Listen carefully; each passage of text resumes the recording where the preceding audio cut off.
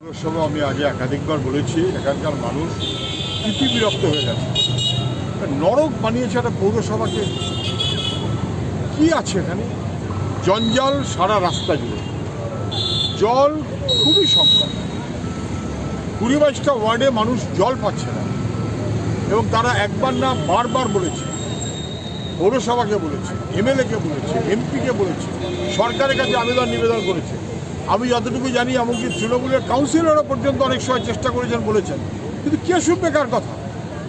Municipality বসাই না, budget ঠিক করেনি, শুধু ক্ষমতার দখলদারি করছে।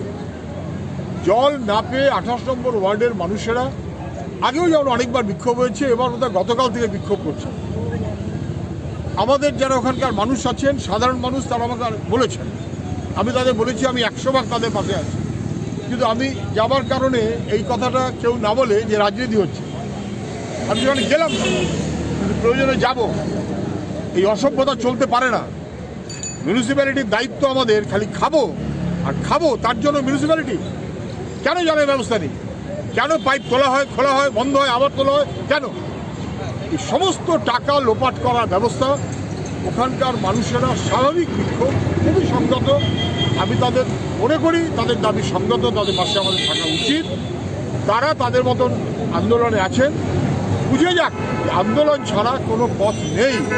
আমাদের যদি কিছু করণীয় থাকে, যখন সুযোগ থাকবে তখনই আমরা করব। আমি এই কথা তাদের দিতে পারি। আসন্ন লোকসভা নির্বাচনে রাজ্যের প্রতিটি প্রান্তে বামফ্রন্ট প্রার্থীদের জয়ী করুন।